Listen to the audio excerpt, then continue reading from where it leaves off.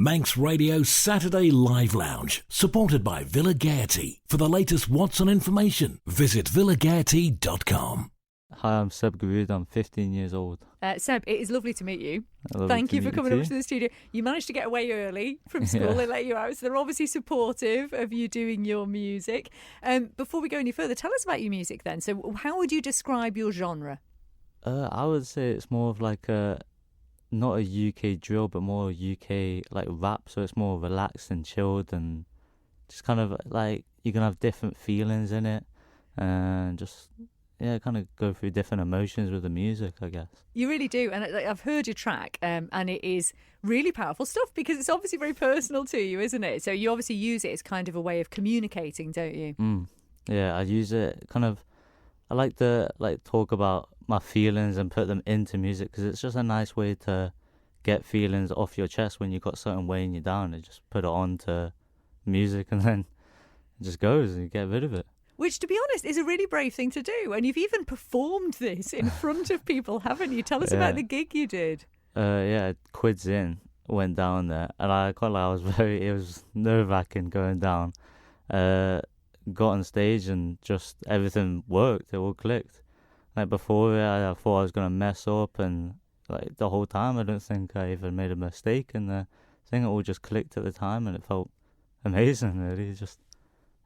And this was a sound check event, wasn't it? So I'm guessing that the other artists were they more sort of instrument based, guitar based, that kind of thing? Yeah, it was quite like a different mix. There was like the heavy metal type things and guitar and nice singing stuff, and then mine's I guess completely different. I just come on and put a different vibe to everything. And it's interesting because actually the UK rap scene is thriving right now, isn't it? I mean, you turn any channel on from any platform and there's always some form of rap sort of out there. But there are some artists over here on the island, but not that many. So I'm interested to know what took you to this sort of scene. At the start, when I first started writing music, it was nothing like... when I first started writing, it was more kind of hip-hop.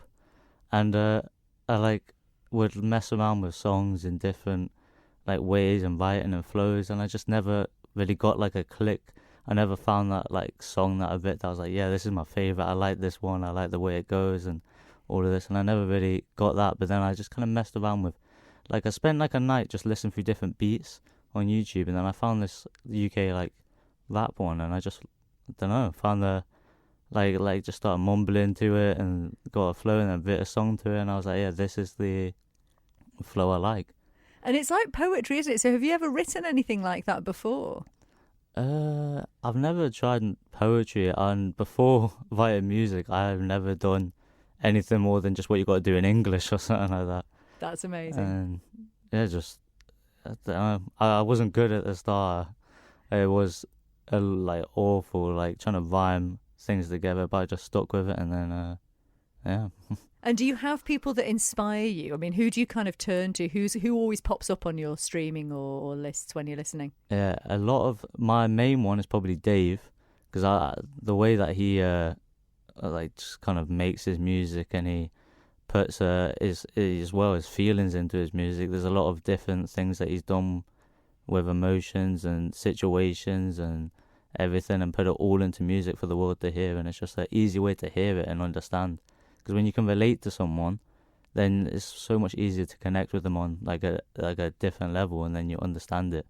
And it's interesting, is it? Because as a genre, I suppose, rap sometimes has a bit of a kind of bad, rap or rep or whatever you say it is. And actually what you're talking about is something entirely different, because you're talking about using it to get your emotions out and to actually communicate with people. So you're approaching it from a different way. And it seems a bit unfair, really, that sometimes people just assume it's all associated with something a bit darker and negative. Yeah, it's just like, because you got with the UK drill is about drillings in the UK, which is quite like a dark subject. But UK rap, it's like it gets like mixed up with UK drill, and people just assume it's all the same thing, but it's a completely different like basis and genre. I feel like I need you to educate me, because there's so many different types of rap. There's drill. Is grime still a thing? Grime is still a thing. That's like Stormzy and I don't know if you like JME and stuff like that. That's them. And see, my nephews love it, and they're forever saying, "How have you not heard of this person?" But I think unless you're kind of listening to different channels, it can completely pass you by. I think the best way to describe it is UK drill is like you're stood up, running around, nodding your head really quick, like going, like waving your arms around. And UK rap is like you're kind of sat back in your chair, nodding your head real slow, and the sun's shining. It's just I think I like that one. Yeah. I like that one. And you mentioned hip hop as well, which is, I mean, are some of the more traditional sounds still out there? Are they still popular? Like, do you look back to some of the guys from back in the day? I still think hip hop's quite a big thing now. In mostly really America, you get quite a lot of hip hop artists, which make like songs which are still very big today, and they go number one on charts and stuff like that. It's still a big wave in music. See, I'm learning so much here. This is absolutely brilliant. Well, listen, we're going to play your track now. So I've got Blood in My Eyes here. So before we play it, tell us a little bit about this song. It was the first song I really experimented with putting like my proper feelings into, feelings into a song and making it sound good, if that makes sense. Because I was putting them in and it would come out as a bit of a mess and just not that, like it wasn't that nice to listen to. So then this is the first song I spent time, like a long time, on it. Like I spent like 3 weeks just writing this one song. Before it would take me like a couple hours or something to make a song, but I spent 3 weeks putting into this song and put it all together. And in the end, I think it came out quite good. It is excellent. Well, let's treat our listeners to this because it is fabulous. This is Seb, and this is Blood in My Eyes.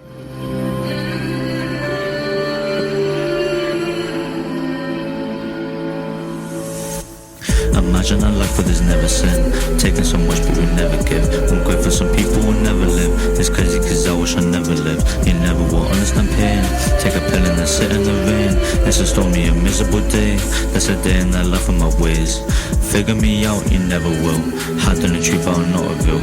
Dreaming of signing a record deal, making money, give out some fancy meals. These people that help me feel life, there's so much now I owe them my life. They kept me between all the lines, never letting me drown in my mind. It took me a minute to see that the blessings and life are for free. In life we're born and we breathe. That's the reason we stand on our feet. We're made to understand pain, do our best to keep it away. Sometimes we cannot escape, never knowing the end of our game. Getting bad news and your brother's crying. Mum's is a win, she's not applying. It's scary cause mum, she thought about dying. Told me she fine but I know she lying. The sin that changed your life, decide that you live or you die. Either take a left or your right. Can't see, got blood in my eyes. The shit that I've seen, it horrifies. If you see what I've seen, you objectify. Growing up, missing a normal life. Had so much, lost of the sacrifice. Our family, friends, brothers and sisters against the hearing this life I had. I'm doing so much to never forget them people cause memories always last. Finding new ways to deal with the pain when you can't accept freezing your life in place. Prescriptions doing their best for a dip of reality. Everything stays the same, your feelings never do change. Your brain is wired that way. Some people living it's great, but us we live in its pain. Big dreams of doing rap, sending out shows cause going mad. Singing my songs, they sing it loud. Rise to the top and I'll stick it out. Know my name and never forget it. Standing up tall and spreading my message. Getting some fame, money's objective. Changing my life, I'm making my blessing. Giving me love, she's giving me hugs. I'm giving her back, I'm making her blush. I smile, happy I sat inside. The way that I feel is burning me up. I'm trying so hard, it's never enough. I give her my heart, she's showing me love. Giving my soul, I give it in trust. Hope that you keep it to my life is done. Blacker than night, I'm creeping away, sneaking away, skunk on my friends. Ask what we did, well it depends. Keep it aside, keep it to rest. That is the past, now nothing's the same. Life goes on, we all had to change. Don't do bad in the middle of the day. People will see, don't make the mistake. I'll paint you a picture, the picture of my life. It's not so that outside, but inside the house. Think of a story that's telling you lies, then changing the image of them in your mind. Now think of a picture like Starry Night. It's beautiful up where the story lies. You painted the things that you seen in life. Eventually you learn to suicide. Yeah, I got blood in my eyes. I got blood in my eyes. Can't think, got blood in my mind. Can't see, got blood in my eyes. Won't change and none of the guys. I got blood in my hands a couple of times. I'm cleaning the blood off my knife. Look at me, I got blood in my eyes.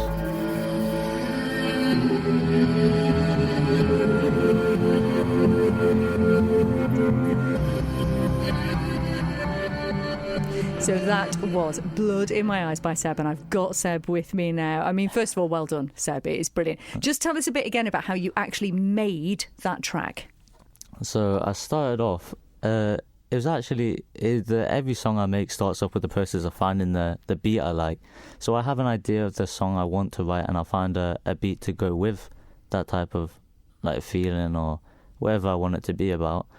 And I was searching through, it probably is about hours. I'm looking through different beats to try and find the right one, and I find it. So then I found it, and I start you kind of do it sounds really stupid, but you kind of mumble to find like a flow that you want. So I'm just mumbling for like 20 minutes trying to find this right flow, and I find it. And then you start writing different lyrics, and once you you kind of get in the zone, everything just works properly. But then I decided with this song that I'm not going to rush it or try and get it all finished in a night or something like that. I spent probably like 3 weeks on finishing this one song, and took my time on it, and I think at the time it definitely was my best one that I made. So it means a lot to you, doesn't it, this track? Yeah, this is the first one that I made that like actually like people who listen to, like I showed my friends and stuff, actually went like, this is something that could work as like a thing. I would listen to this. Yeah. That must mean a lot when your friends say that. You know, your peers basically saying, "Yep, this is good. We'd listen to this one." So, what's your plan for this track? What are you going to do with it?